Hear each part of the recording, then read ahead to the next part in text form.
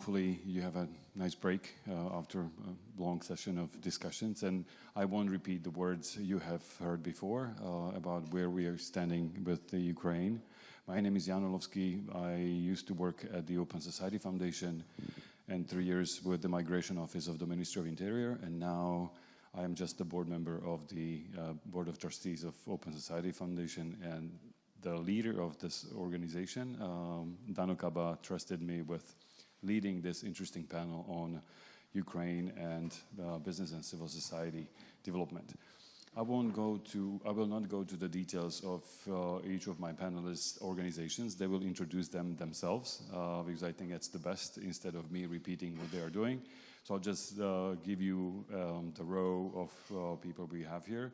So on the left, the first gentleman is Roch Dunin-Vašovič from the London School of Economics. Roch, welcome. So since we have long names, Roch is enough to remember, okay? Then I have Monika Kočiová, Program Manager for Europe from CIPE. Thank you, Monika. Then is Adriana Vajsová, Project Coordinator from EMA. Adriana, welcome. And then we will go with, I have Anatoly Kyrylyuk, the Senior Advisor from Nansen Program for Ukraine. Anatoly, welcome. And last but not least, Matúš Šarský from the Exim Banka of Slovak Republic. So in order not to hear me too long, because I'm just a moderator, let's start with how your institutions are engaged in Ukraine and what actually you do for them. So here is unfortunately we have only one mic, and I'll share with Matúš and Anatoly here. Okay. Thank you for having me. Yes, so I'm here mostly in a research capacity. I'm a sociologist, actually based at the University College London, but our research project funded by the UK Foreign Commonwealth Office and Development Office nowadays was precisely on the engagement of the Ukrainian diaspora and the humanitarian efforts in 2022, and then it morphed into a study of the engagement of businesses and entrepreneurs in that humanitarian outreach. And very quickly, just what we found and what we're still studying is this interesting shift from humanitarian aid to recovery initiatives on part of the small and medium-sized businesses that were initially focused on humanitarian aid responses to the humanitarian emergency.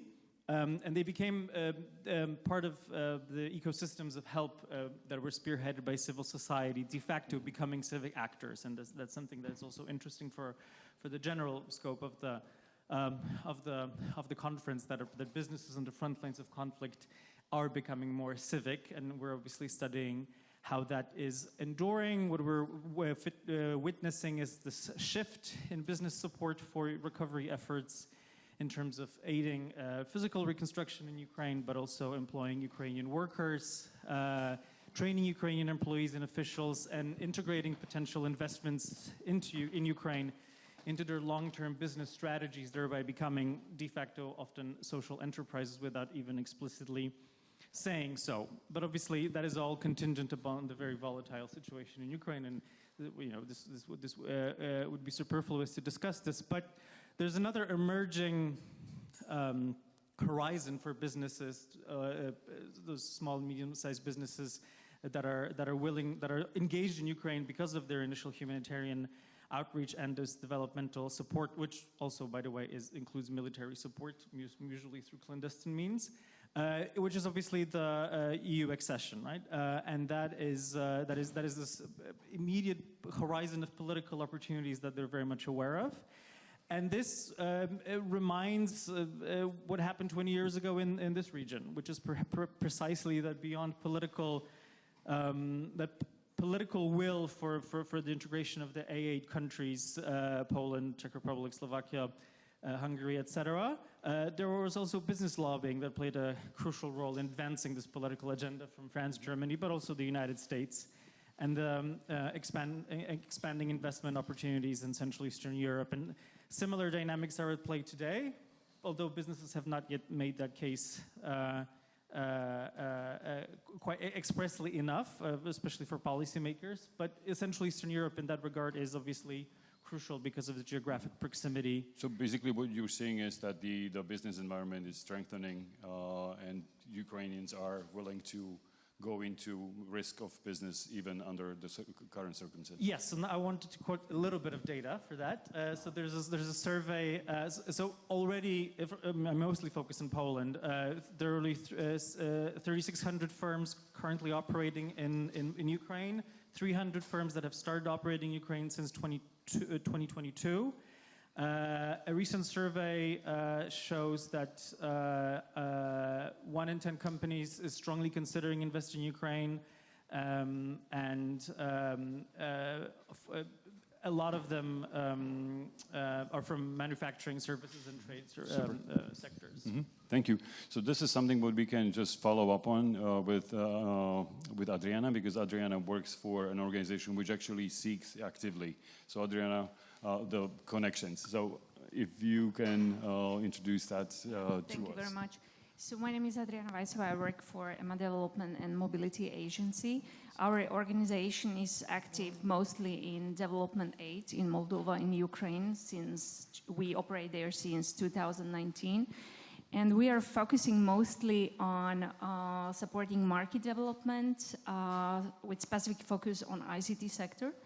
Then on capacity building and education, again, in ICT sector. And what we try to do is to come up with new modern curricula that are in line with the sector. And we do that, of course, we do that in cooperation with the private sector. We try to involve them as much as possible because we need, or there is a need, and there has been a need for strengthening the knowledge and practical skills of recent graduates to increase their chances on labor market. So as an example, very quick example, I will provide you as in 2019 we developed a cybersecurity academy in cooperation with Moldovan Technical University, and we were lucky to gain the asset company to train the students in the cybersecurity. And as a second example, I will use our recent labor mobility project called Digitalents, where we were happy to engage 16 ICT companies.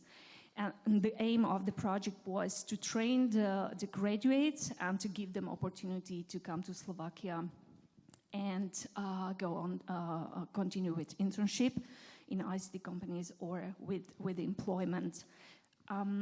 Just to wrap up very quickly, we believe that if the education is to bring certain results or desirable results and to help to get graduates to the labor market faster, then involving the private sector is an opportunity. Mm-hmm. I can speak about that, the concrete examples and how we do that, and about the motivations, our motivations and the private sector motivations and the academic motivations later on.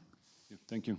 Monica, would you be so kind as to describe this was more like HR perspective, and you are more into business to business, as I understand, right? Go exactly. Ahead, thank you for the question. I'm very happy to be here among the great panelists and all of you. So I represent Center for International Private Enterprise, and we do support democracy through market-oriented reforms and basically through private sector, business associations, chambers of commerce, etc.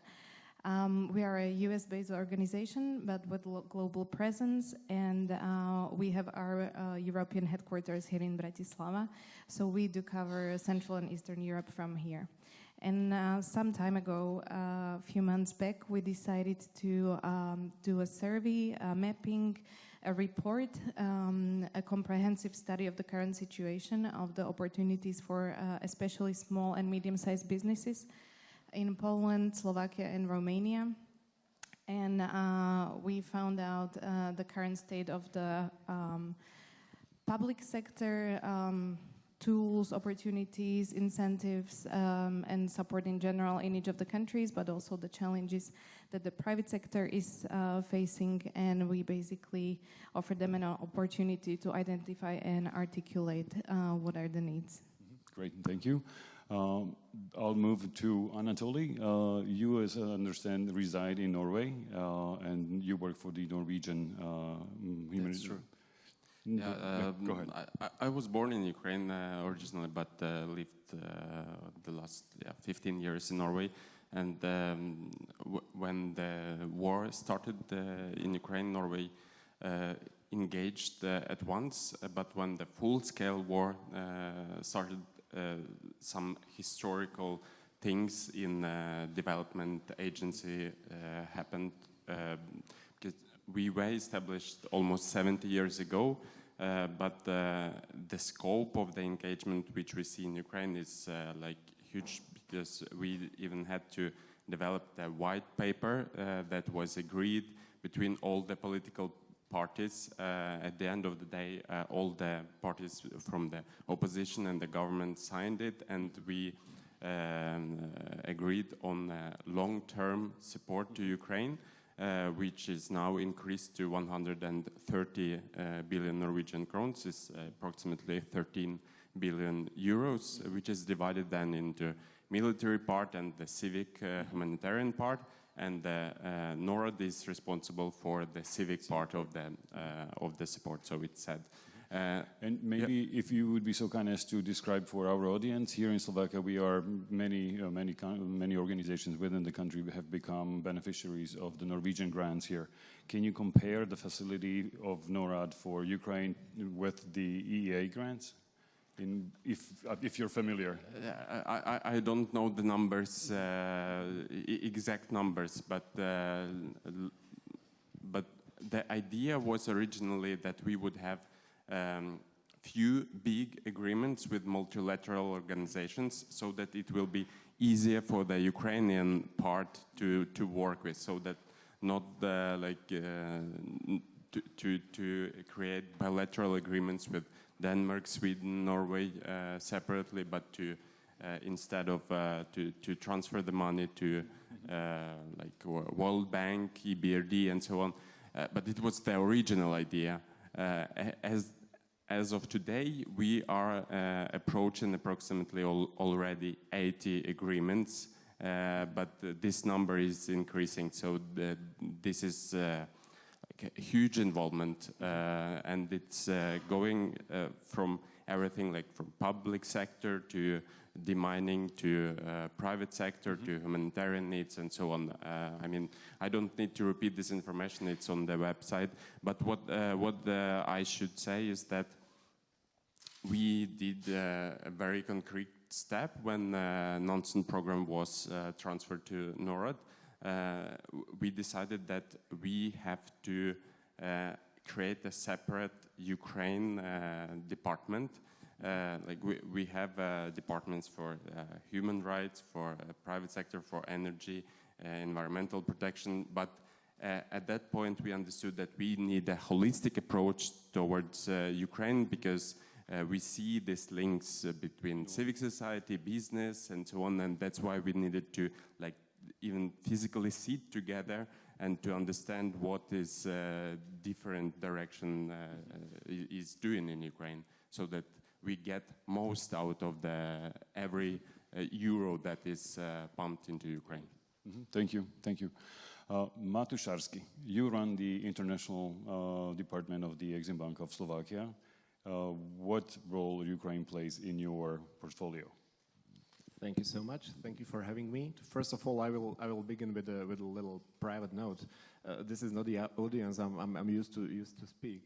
Most of the time I'm speaking to bankers, to the businesses, but this morning on my way to work, I was having a chat with my girlfriend in the car and discussing my program today, and he asked me what awaits you today, and I said, okay, I will be speaking at the conference with the civil society organizations, and she was like, what?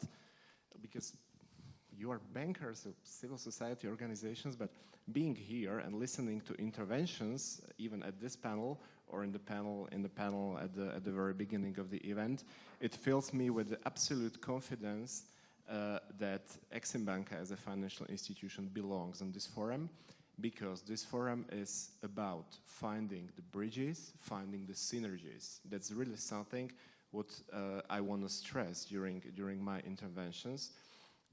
we believe in a holistic approach when it comes to Ukraine. Ukraine is currently in a crisis, is a country, is a development country with a very special war layer at it. And in an environment like this, it's very difficult to navigate for businesses only.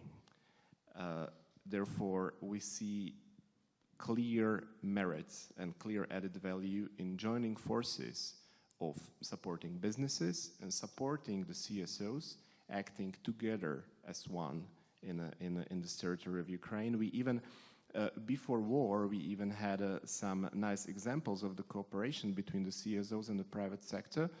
And it was not only in those, I would call them soft sectors like healthcare or education, when you can clearly maybe see or imagine a role of the CSOs, but also in the hard projects like water sanitation, maybe, because there is also a lot of feasibility studies, a lot of training needed, and the CSOs, with their contacts, with their knowledge, with their presence on the ground, they are invaluable partner for the private sector stakeholders. And maybe I will just briefly touch upon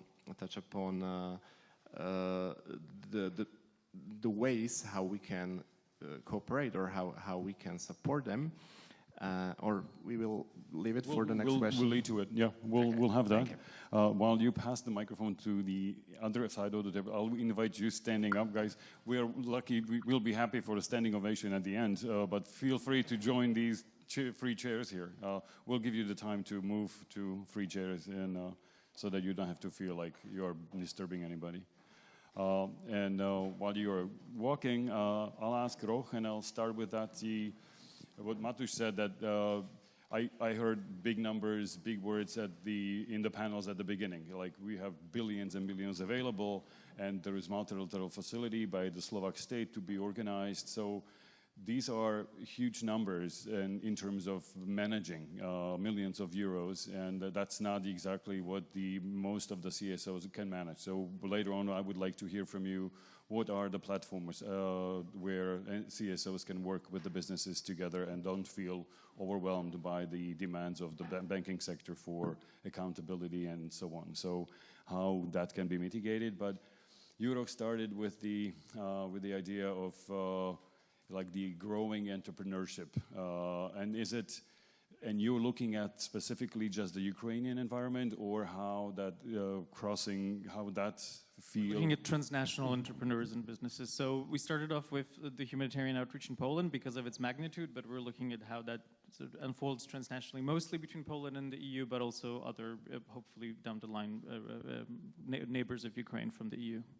And those findings are for you something what makes you hopeful that even the war-ravaged country will recover because there is a business entrepreneurship kind of like inborn or supported. What's the findings? So I just participated in a business mission to Ukraine from small and medium businesses from Poland in the very heated time at the in early September. So in that sense, that there is a willingness to engage, even physically, let's say, fills one with hope, as you said. And obviously, as I said in my first intervention, the horizon of European integration and the money from Ukraine facility, which I think Matusz can lay out in much more detail than I can, is a very compelling case for those businesses, particularly because even for the second pillar, I think it's about north of 9 billion euros that could be allocated for those loan guarantees and investment guarantees that are supposed to harness about 40 billion of private investment into Ukraine. But as you said, that is still a bit daunting, even for those businesses who already have the track record of working in Ukraine.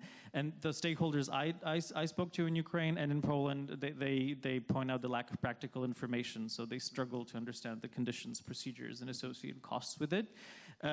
Particularly because, as we also heard in the first panel, there are all these other financial mechanisms that are established on a national level or bilateral level that coincide with this.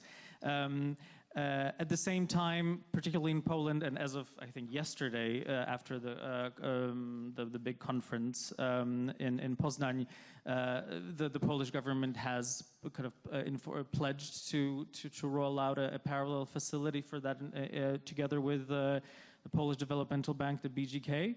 So that I think should lead us to a little bit more of a hopeful outlook. Also, the fact that entities in Ukraine, such as Credobank and Privatbank, will be able to extend support for Ukrainian and European SMEs, even in high-risk zones. So those on the front line, and that will be part of the second pillar of the Ukraine facility. Thank you. You mentioned lack of information, and that's something what I think Monica can share with us. Like, you primarily how I see CIPE is to exactly be that cover for both sides to actually learn more about each other via information. So, what is CIPE doing in this realm in terms of moving the right information to the right people? I don't think we are the one who should be covering, right. but we are definitely the ones to support building and creation of the platforms where the public and private dialogue should be happening. And we clearly see that in Slovakia and in Romania. In Poland, I would say the private sector is much more developed and further and ahead of our countries, where the business associations as ZPP, the Union of Entrepreneurs and Employers, which you were part of the delegation lately, they have already established a center for business for Ukraine center. And they do provide information, awareness raising, they do trainings for free for entrepreneurs, and they also do communicate with the government on the Polish and Ukrainian side regularly. So they do have those platforms established already, but in Slovakia and Romania, I would say they are missing. And I believe with our programs and activities, we will be contributing to creation of those. And Mrs. Sabelova was mentioning that she was very interested in actually creating this kind of like lively connection. Is the Office of the Deputy Prime Minister helping you out with that, or are you basically left alone and you find yourself? They are sitting here. I don't know, that's why I'm asking. That's not what I'm saying. That right. No, they are definitely very open to cooperate. Also, Exim Banka, even during the stage of our report study. And I have to say, we have this vision of basically connecting the national level business associations and chambers, but also empowering regions and regional voices, so businesses from the regions, especially in the eastern part. Okay, great. And Adriana, you started mentioning the trainings so you bring in people from Ukraine and Moldova, as far as I remember. Yeah, that was one example, but maybe I would like to more elaborate about what was our process of involving the private sector, because when we started to play with the idea to have them on board, to have them in our project, we were like, do they really want to cooperate? Is this something they're interested in? And how do we do that? So we did our own research. We cooperated with IT Association in Slovakia, in Moldova. And we found out that there is a huge lack of experts on the market. At the same time, we found out that ASET is doing training activities. So we organized a meeting simply and offered the idea that ASET experts, and we asked them whether they would be interested in training young graduates in Moldova, for example. And they were like, oh, okay, another CSR activity, they were adapting. We could clearly see that they would consider it as their another CSR activity, but at the end of the day agreed, and they offered us a cooperation, and they connected us to their sub-office in Iași, which is a Romanian town close, like 100 kilometers from Chișinău. And the head of the sub-office, he was very fond of the idea, and yes, they agreed to develop curricula, a new modern curricula for the university, and they agreed to come up with 8 weeks training sessions. So actually they did it, and the magic happened. because they liked it very much. As the head of the sub-office explained us, they had their own motivation to identify talents that could potentially work for their office. So we monitored the situation, and at the end of the course, they told us, like, hey, guys, that was very, very interesting that young people are amazing, they want to learn, and they could clearly identify a few very talented persons. So we agreed that they will provide them with internships to continue with this connection, and they visited the office for 1 month, and the experts that trained them at the university could work with them further in the office, and they could observe whether those young people match with their environment. At the end of the day, they'd offer 2 or 3 of them employment. So this is a very practical example how the sector can benefit. And in Moldova, today we do 4th round of the academy, today with different company. It's local company, Codware, and they finished the training, the academy, they provided internships, and all of students, all of graduates are employed currently by them. So this is, for us, this is a success story. For the university, it's a success story as well, because what they need to do, they need to reduce the gap between the formal education and between what the actual sector needs with the trends. And for us, it's what we wanted to do, to find those intersections from the private sector and the academic sector. So this is what we do. This is what we want to do also in the future. And I could provide another examples also. Great, thank you. Maybe we will get back to it later on, because what I hear is that the Slovak universities are currently serving almost 10,000 students from Ukraine, create almost 60% of the foreign students in Slovakia, but there is very little support in terms of language training, housing, and actually supporting them when they are already in university in Slovakia. So that's something where I think your organization can also intervene and help out. Yes, and we did also within the project Digitalents, where we did the academy in the Ukraine. We piloted it this year, again with the asset, with key universities, National University, Academia Kyiv Mohyla, and National Aviation University. ASSET did the training, and we provided students with all the support, with the education, with additional training, with housing support, with logistics. So once the students came to Slovakia, we were for them like 24 hours. So we did all the support, but within the project, it was not part of any other initiative. Thank you. Thank you. Anatoly, yeah, you wanted to probably add on to this? Because we found also from the feedbacks from our stakeholders in Ukraine that this educational pillar is very important, and that's what private sector started telling us already last year, because of the very many men being drafted to the front line.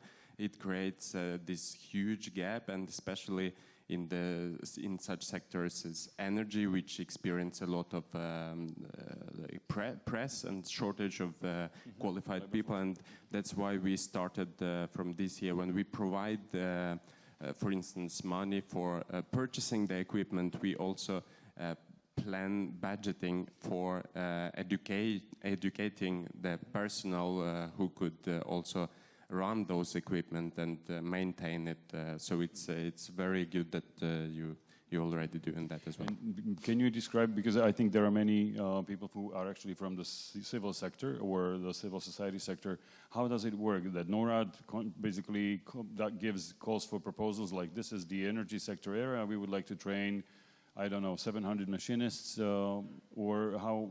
What is the mechanism to do that? We don't do it in house, but we like, as I said, when you have more than 10 billion Norwegian crowns a year, you have to prioritize and to spread to bigger stakeholders on the ground in Ukraine. But the example I used, this was via UNDP, and when they got the money from Norway,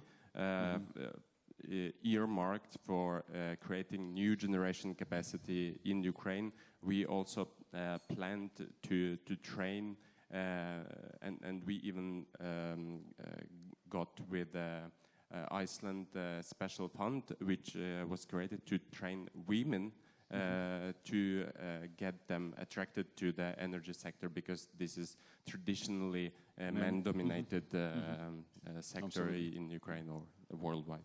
Thank you. Matusz, for you, the question would be exactly about this, like how the banks work as an institutional supporter to businesses and civil society sectors.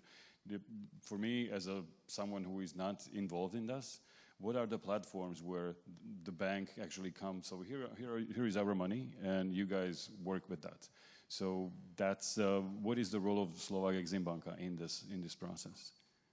Thank you so much. Maybe to frame my intervention, when it comes to Ukraine and territory of Ukraine, or other way, when you are talking about giving money, you always need to think about the risk. Exactly. So that's how our banker minds are working. And when it comes to Ukraine, we are talking about a very, I would say, unpredictable risks, a lot of risks which have to be mitigated. To complete the picture, Exim Banka is 100% government-owned institution. Therefore, we are operating under the government control, and government with a very tight budget currently, everybody feel it, is paying very close attention how Exim Banka operates and where money of Exim Banka goes.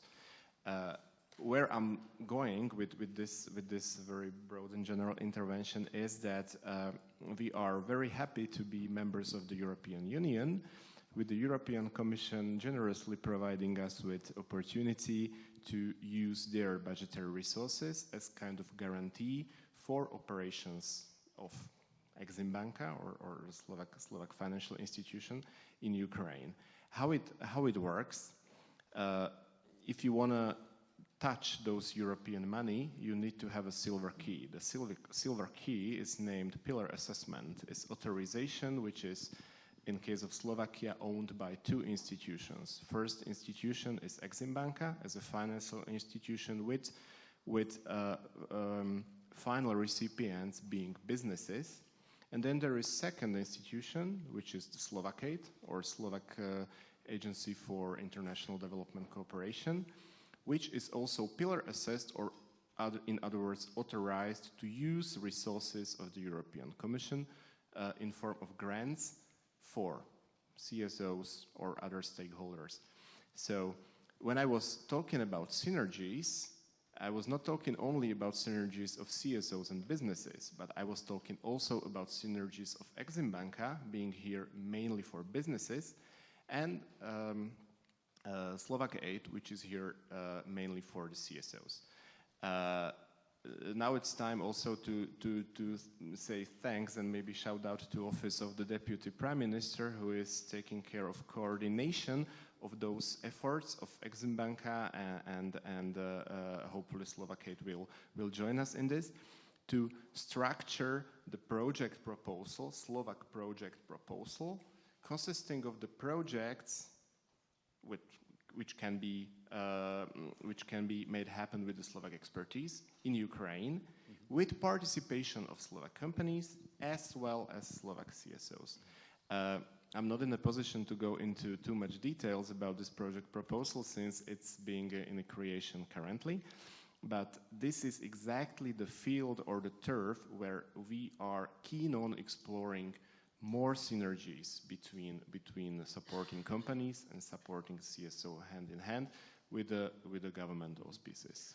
So if I can hold you up a little longer, and the dear panelists might I'm sorry about this, because what we heard previously was that the Slovak Aid got its budget cut by 30% for this year. So when Mrs. Maternova was talking about the toughest year for Ukraine, the Slovak Aid budget is actually seeing the opposite direction. So instead of increasing, it's decreasing. And you mentioned that Slovak Aid could actually maybe draw on some of the funds you are managing, how that could be done, because then Mrs. Abelo also referred to this is MFA's affair, and therefore the Minister Belanar should be the one intervening with this Slovak aid amount.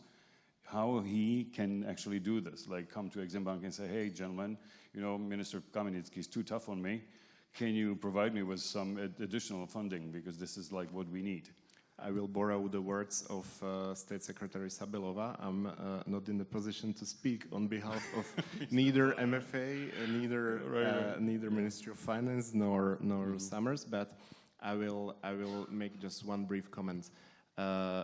The reality in Slovakia is that in a lot of instances we are really reliant on external resources. And in this case we are talking about European resources. And I believe that all in the room understand that we are in Slovakia tied on a budget, but there is some shelf of available resources in Brussels. So from my very personal point of view, this is really the direction to go. Exactly. And this is really opportunity which shall be used, because maybe it's the only feasible or viable opportunity we currently have. But that shelf can be reached not by the CSOs themselves, but by the institutions of the government of Slovakia, right? That's why we are very happy to, in cooperation with the Office of Deputy Prime Minister, we are putting together the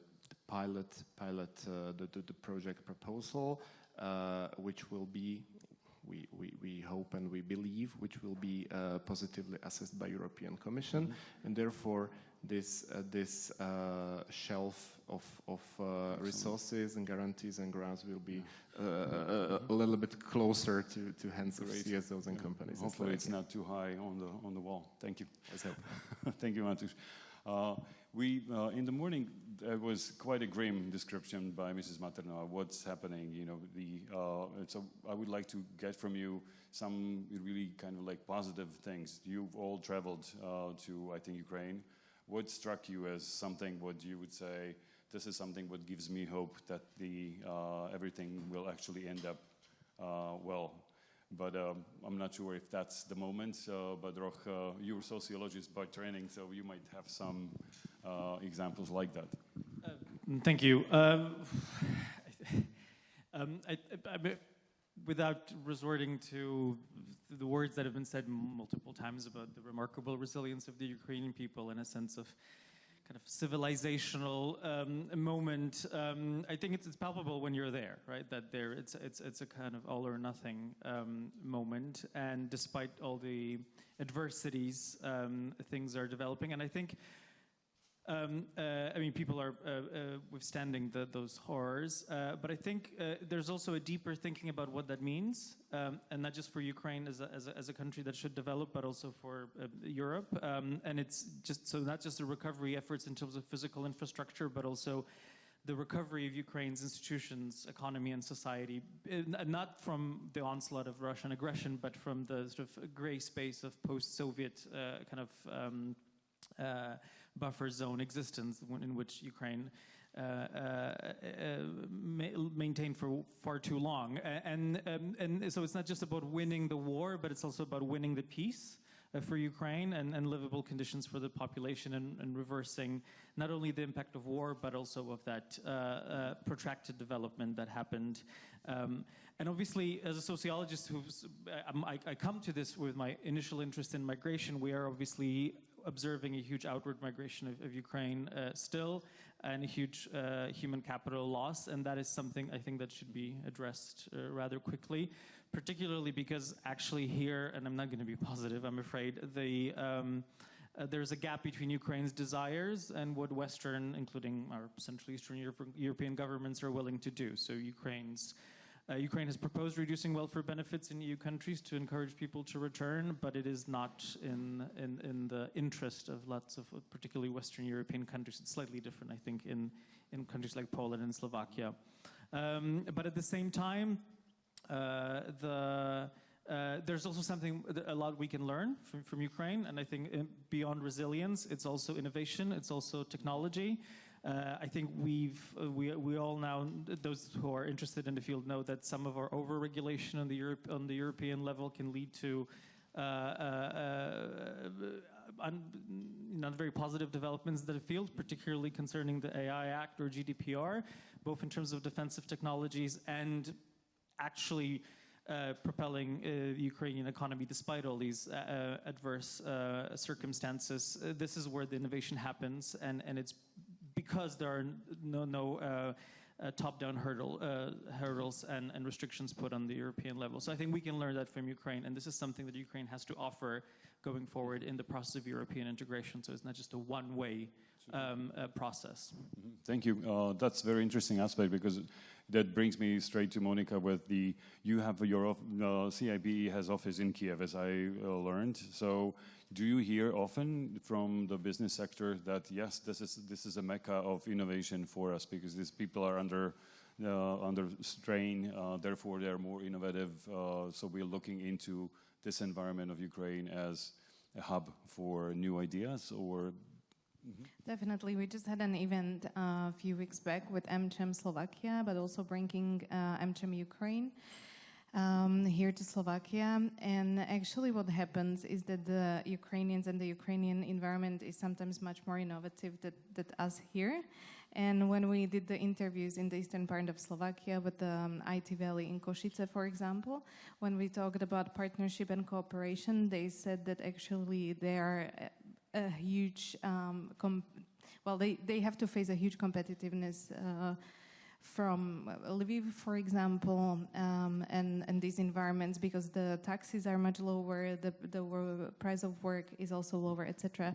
So the innovation hubs there are actually much more successful, and many businesses from all Ukraine actually moved to the western part of the country now. So we are talking about innovation environment which is unseen before in these parts of the country. So from your perspective, that would be a lot of shouting towards Slovak businesses, hey, come over, otherwise you will miss the train, right? Exactly, exactly. That's what we are seeing. And also there is a great potential for cooperation for different industries. And we're seeing from some actually stakeholders saying that this should be kind of like a playground for companies to try and innovate in a very different way. But there were the Days of Ukraine also in Košice a few days back, and Ukrainians were actually kind of not skeptical, but they were pushing back a bit, that this shouldn't be kind of like a Disneyland for innovation, but we should go slowly. Right, okay, thank you. Anatoly, go ahead. If I were to track some positive signs also between like the Norwegian-Ukrainian cooperation, I worked for 6.5 years for the Norwegian-Ukrainian Chamber of Commerce before I joined NORAD, and I can say that like we were struggling to get Norwegian companies to get interested in Ukraine in previous years. And there is a Rebuild Ukraine conference in Warsaw every year, and like last year we managed to get like a Norwegian pavilion with 9 Norwegian companies, but this year they have booked a pavilion for 15 companies, but they cannot manage to accommodate all those who want to participate. It also reminded us that we should maybe do something with that interest, and we also started like in-house grant program for developing enterprises in Ukraine to support them with financing to feasibility studies for the companies that are doubting to go into Ukraine now, but they can do the homework so that when the time is right to invest, they can already take the projects out of the shelves with the ready plans to show already and start investing, which we find very timely. Adriana, do you also experience the interest on the side of the young students to actually, or like your organization? I would rephrase the question. From EMA perspective, are you looking at other sector than IT to actually expand your educational capabilities, or are you focusing on just IT? Right now it's ICT, but it can be potentially any other sector. speaking of some positivity,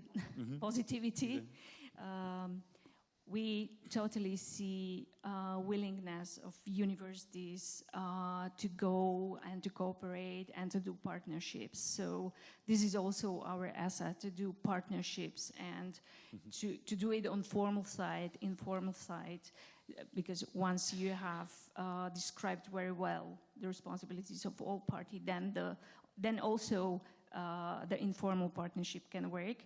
That's one thing, and what we see is really willingness to go for innovation in academic sector, because humanitarian aid is absolutely needed. It's crucial, but development aid is very important, because what we see in Ukraine is that young people totally struggle at the labor market. They have really difficulties to find a job. So where we see our position, and it's very welcomed, is to build the capacities. Because if the economy fall, then the Ukraine fall, and it's very important to keep the people up and to invest into them. Thank you. I'll share the microphone with Matusz here. Yeah, you wanted to add something, but yeah, thank you. Just a very brief reaction. What my fellow speakers said. That has been very nice, a very nice expression used by you. Take a project from a shelf, and it must be said that in Slovak Republic, and that's reality, we are kind of new in a development cooperation in sense of the projects, hard projects.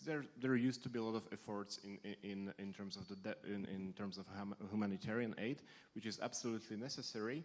But if you want to make real impact, make a difference, and by the way, also to meet the national ODA targets, you need to have larger projects in the pipeline.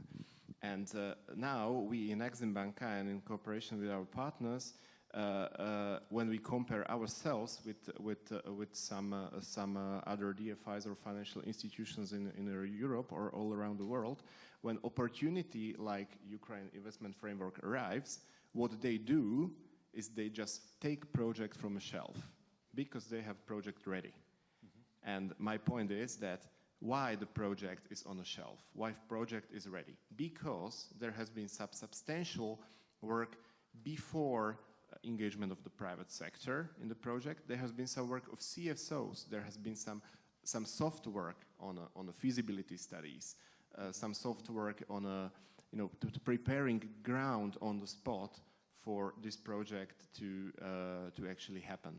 So I cannot really stress more the importance of engagement with the CSOs, with other stakeholders, not only with the private sector, to have the projects ready on a shelf. And when opportunity arrives, just take it from the shelf and use it. Thank you.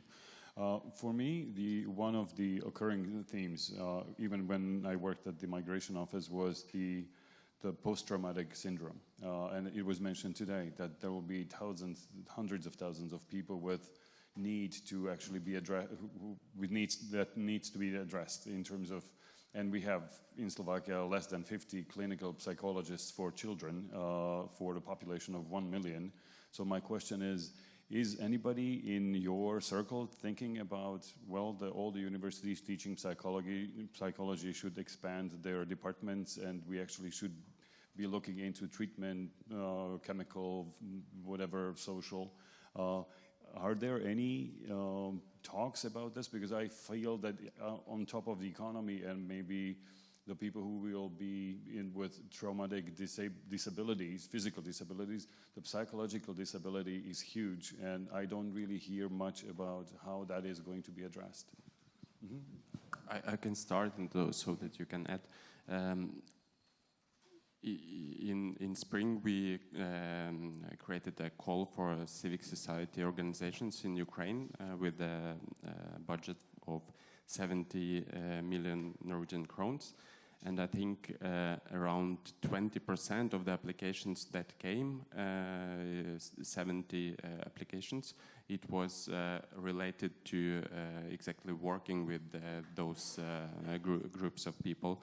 And also in the data that we received from the scholars from the university in Bodø in northern Norway last week, it was also reported from the private sector that this obstacle is becoming like one of the top 3, because they see that their workers cannot constrain with the stress for so long time. So this is something definitely we want to focus more on, and it will be definitely some funds from Norway to support that. Thank you, Anatoly. Yeah. I can again provide some example from our perspective. What we tried to do when Ukrainian students came to Slovakia is that we organized or we cooperated with one Ukrainian ICT specialist, very young girl living in Slovakia, and we asked her to create a group and organize a social events. Obviously, it's not a psychological support in terms of professional counseling, but at least we tried to, and we could see the problems already in the selection process within the program. Students were applying, communicating with us actively. Then suddenly, nothing for weeks. We could not reach them by phone, by emails.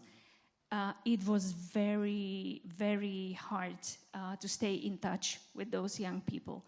And even when they came to Slovakia, we had an example of 2 very good students that joined the asset. And the guy, they were very satisfied with the guy. And he was so traumatized, he couldn't think of, he couldn't focus on the job, and at the end of the day he decided to go home. So we could see that people were traumatized, and we tried to help them at least with the meetings, regular meetings at the EMA office, and we always reiterated that, hey guys, whatever problem you have, just reach out and we will try to solve. Thank you. So that's like what Matusz was saying, you know, having projects on the shelf. This is one of the projects I foresee in the foreseeable future as one of the largest ones. But I think Monika wanted to add something to that as well. Yeah, I wanted to say that the private sector sees this, and I just received a proposal from our Romanian Business Association partner, and actually the psychological help was one of the main activities, which I was surprised by. But there was personal mentoring, but also support groups, etc. So the business can already see how important this is if they want to be successful in the integration of the workforce and Ukrainians in our countries. And also we did have projects with the regions, with different CSOs and NGOs on women empowerment and support groups, as you mentioned, Adriana, and the community was very important element in those programs. So I would say that we should always have that in mind and have that complexity present. Thank you. Roch, you probably just want to add just very to that. briefly. Yeah. So from our research from last year, we found out that Polish companies and European companies that had worked in Ukraine before 2022 and Ukrainian companies in Europe, or those who relocated, were already doing this out of their own volition, right? So they were supporting their employees who joined the military, they were supporting their veterans, and they were supporting their families. Obviously, this is happening on a micro scale, and it's, you know, it cannot, it can only supplement what the state should be doing or what international organizations should be doing. But it's interesting, as Monika said, that there is already a willingness and an awareness on the part of the private sector, especially SMEs, that this needs to be done as part of their social responsibility, which particularly in our region, you know, is something that is only developing and that hitherto has been a fig leaf at most for some. So we're seeing this might be a change in the general sort of modus operandi of those companies in terms of how they are also publicly facing and what they think are their responsibilities. Yeah. And again, hopefully some synergies between the private sector and the CSOs. Yeah, thank you. While Adriana adds to Rok's issue, please, if you have any questions, this is the time is coming up for you all. And since we are squeezed in here, we won't use any sliders because this is very cozy in here.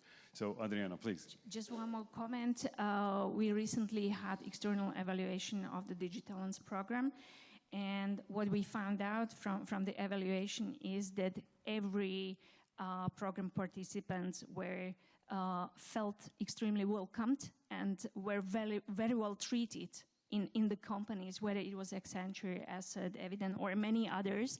So what we found out is that companies had really strategy how to integrate foreigners, specifically from Ukraine or Moldova, to their working environment. So that was a very good feeling that they do not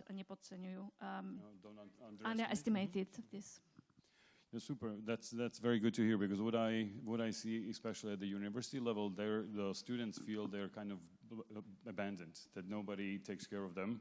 So it would be great to see these lessons learned from the business to apply to academic environment in Slovakia. And it's also very positive to hear from the institutional support of, like Anatoly mentioned, that yes, we are thinking about it, and also Matusz mentions that this is something what even the banks would be willing to look at. Any questions, ladies and gentlemen? Yes. Oh.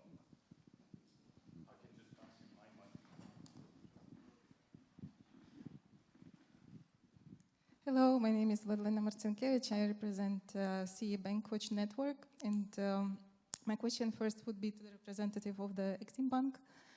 So I would like to hear more in which sector, for example, was already sent the proposal to the European Commission for support, in which sector, for example, because we know that it will be the program kind of package financing from the Pillar 2, so at least in which sector or how you were already selecting those projects. And second question is related, coming from the first one, if the recently adopted by the Ukrainian government single project pipeline was used for selection of the projects. Yes, and just a comment about the shelving of the projects. It is quite alarming for the civil society organizations, because sometimes projects can be taken from the very, very far away shelf, like 50s or 60s from last century. Unfortunately, what we saw in the single project pipeline as well, like hydropower plant on Dniester River and so on, some big ones. So I hope that is not the case, that would be supported, but still, yes, I think as well, like bankable projects in Ukraine are now very much scarce, what I would say. So I also would like to mention that communities are currently developing their reconstruction plans and development plans. So potentially there is a room to look into those plans. And also they are not really looking into and developing the projects because of exactly the feasibility studies. They cost a lot. And if they put them on the shelf, they will all done, and all the costs would be needed to recalculate. How do you see this, addressing this? Thanks a lot. Too many questions, sorry. Thank you so much. It was a lot of questions. You seem to be well oriented in the issues, and I'm fairly happy that this shelf resonated somehow in the audience. When I'm referring to projects on the shelf, I'm definitely not referring to put project together, put it on shelf, and forget about it. We wish to have drawers and shelves full of the projects to be used currently, and I absolutely agree with you that now it's especially in context of Ukraine, now it's time where the projects shall not be put in the shelf, but rather on our working tables. And concerning the concrete projects, maybe some explanation is needed. I said that we are currently preparing the project proposals to be submitted for European Commission. Since this is a very alive document and we are in medias res in the process, it would not be very wise maybe from my side to disclose more close information. But what can I say? That those projects are obviously take into consideration projects listed in a single project pipeline, and also I've been informed that there has been dialogue about those particular topics in the course of a recent intergovernmental meeting of government of Slovak Republic and Republic of Ukraine. And please remind me some other parts of your question, because it was very broad. Yeah, absolutely. It's our utmost interest not to have the shelf too far.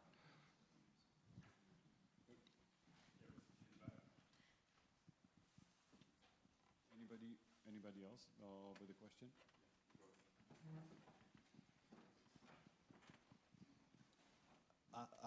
Thank you. I rather have a comment. So I'm the representative of the Deputy Prime Minister's office that my colleagues here keep referring to, and I'm not going to talk about all that was touched upon. Matusz very fantastically explained our way of thinking on how to approach support of the business sector here. However, on personal note, rather, I'm very glad you mentioned human capital and support to Ukrainian not just refugees, but war veterans, etc. So I just want to comment that we plan to organize, we organize a business forum on the 7th of November in Košice, and I'm very glad and happy that we will have a side event on human capital as well, which is not, it is business related somehow, but focus is not on business, but on the people in there. So we work with UNICEF and UN Habitat as well, and this should be like just a kickoff meeting of a wider cooperation in this regard, because state is very slow. We are not really thinking ahead when we talk about the problems that will stem from not really assimilating Ukrainian refugees in Slovakia or providing necessary support to Ukrainian students, especially youngsters below the age of 18. So that's very problematic. And I just want to comment, I'm very open to work with anybody, especially with development agencies. If you have any ideas, proposals, please come to me, come to us. And so no question here, I'm just very glad you mentioned this. Good afternoon, everybody. Veronika Pinterová, Caritas Slovakia. So again, question to Mr. Šarský about the call for a proposal. It's something very interesting for us CSOs to hear about. So what is the expected time frame? When do you expect the call for proposals to be launched? Would CSOs be eligible or only businesses? And again, you cannot maybe talk now about the parameters, but you talk about the shelf. So if we want to get ready and to get prepared, it's a big difference for CSO to prepare a project for 200K or for 1 million. We should know the sector. We should know at least if the sector is interesting for us, if we operate in. So we need also enough of time frame, maybe 6 months, to prepare a project for 1 million. So this is our Thank position. you. I will try to balance my answer, and you will maybe hate me partially, but I will try to be informative at the same time. First of all, I can say some concrete things only about portfolio and activities which are under the auspices of Exim Banka. For you as a CSO, I'm so sorry. Maybe you are CEO as well, or you will be after successfully applying for the grant. No, what I wanted to say, that the primary partner for you will be the Slovak Aid. So our intention is now to coordinate our efforts, Exim Banka, Slovak Aid, Office of the Deputy Prime Minister, to get actually Slovak Aid on board, because at this stage it was mainly about our initiative directed to businesses. But as I already said multiple times, we see absolute merit to join forces with the CSOs.